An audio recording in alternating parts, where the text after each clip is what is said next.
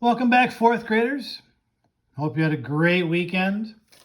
Thankfully, Honey Rose didn't get too much of a stomach ache after her experiment where she was using her senses to try to understand matter. This whole unit, as you remember in science, is about matter. And matter is anything that takes up space and has mass. Now, if you remember, Mr. Van Horn also is working with us on making some balance scales. And those balance scales will help us to understand mass. In fact, down below on that page we had last time, it says the amount of matter in an object is its mass. You use a pan balance to measure mass.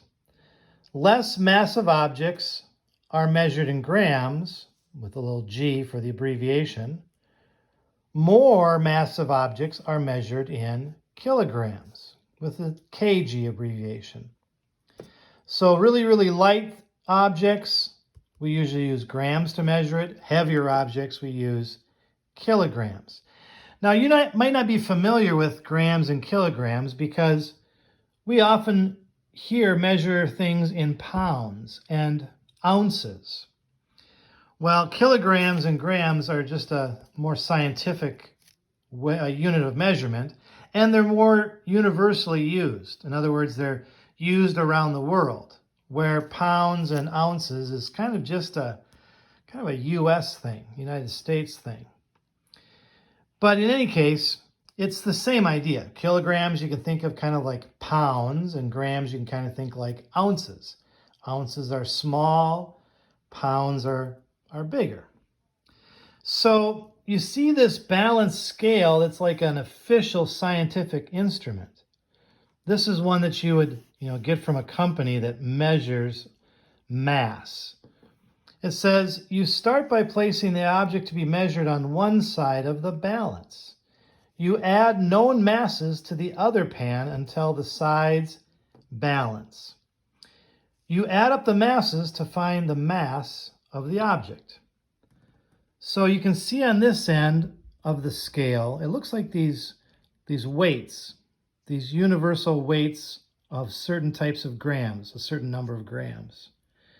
And on this side of the balance scale is that apple.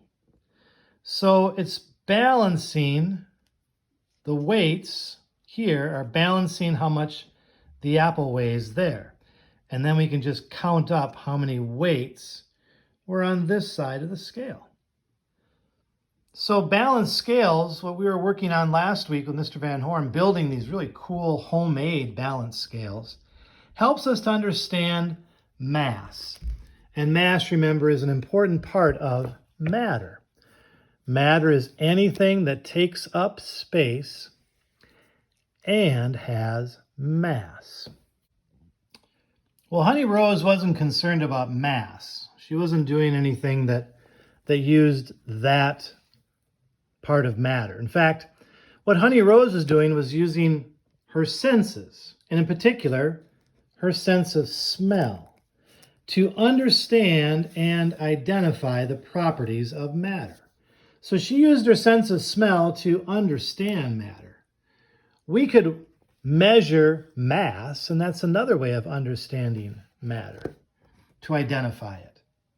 But remember, smell is not the only thing you can use to understand and identify the properties of matter. There's all these other senses as well. Taste and touch and hearing and sight.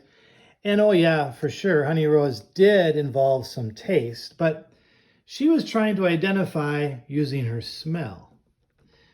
Now, there's other properties as well. If you look at this page here, it says, describe that. It says you can use all the words you see here to describe matter. You can use your senses to find an object's hardness, its color, its taste, size, shape, odor, or texture. So all of these things that you see in the reading today are properties of matter. They're all ways of understanding and identifying matter and describing matter. And our senses would be used in different ways depending on what property. For example, what sense would we be using for the property of color? Using what sense to understand color? What sense would we be using to understand hardness? And maybe inside your own head you're thinking, hardness, I'm going to use my sense of what to understand hardness. Size is another one. Which sense is going to help me to understand size? I bet sight is identified over and over again as we look through these properties of matter. Taste is another property, texture, odor, and finally, shape. So all of these properties are things we find in matter. Let's take a look. Hardness. A walnut shell is hard. The grapes are soft. Hardness describes how easily something can bend or dent. All right. Size. A silver dollar takes up more space than other coins. Pennies are larger than dimes. So just the size of objects is a property. Some things are bigger, some things are smaller. Color, of course, we just talked about that one. The words we use for color describe the way that light bounces off an object. Taste, we also talked about with Honey Rose's experiment. Crackers are salty. Oh yeah, she found out about that. Candy can taste sweet or sour. Taste is something that I would be very careful about. If you were a scientist, that's not something that you want to use with an unknown matter. Then there's also texture. Texture describes what something feels like. Pinecone has a rough texture. The leaf feels smooth. Shape, well, objects can be long, short, flat, tall, or irregular, like these keys. Shape describes an object's form. So there's the size of it, but then there's also the shape of it. And finally, the odor. That's what Honey Rose is working on. These shoes are stinky. Yeah, I bet. Perfume has a nice smell. So odor is using that sense of smell. All of these things are properties. And we put that note in already, so we don't need to write anything more. But look, I did leave off some. I put size, shape, color, hardness. There's a few more that I could add now onto that list. All right. Well, thank you, Honey Rose, for coming back and doing a little bit more with that experiment from last Friday. So, Honey Rose, there's 2 bags. One has a banana in it, and the other has some coffee grounds. This is part of the experiment that the kids are going to try today. So let's see which one she tends to go for more.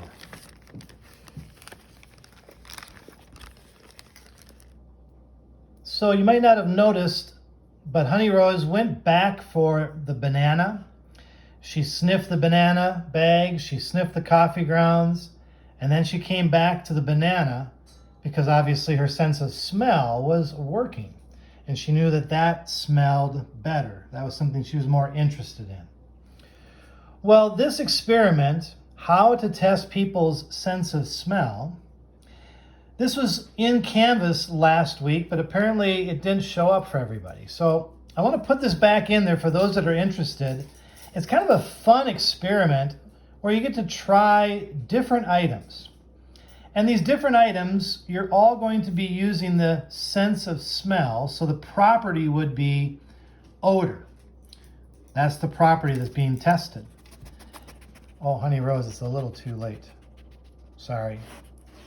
So using this page, I will post this in your Canvas module again. And those of you that want to try it, it's kind of a fun little experiment. Here's the directions. It says to first put one item in each bag, seal the bags, and keep them out of sight. Make a list of the items and put it with the bags. Have a partner put on a blindfold or close his or her eyes tightly. kind of like you saw Honey Rose. Bring one bag under your partner's nose. Open it. Challenge your partner to name the item inside the bag. Close the bag, then put a check next to the item on your list if your partner could name it. So this experiment goes one more step. Instead of just finding out which smell the person likes better, you're going to try to find out if they can name what the smell actually is.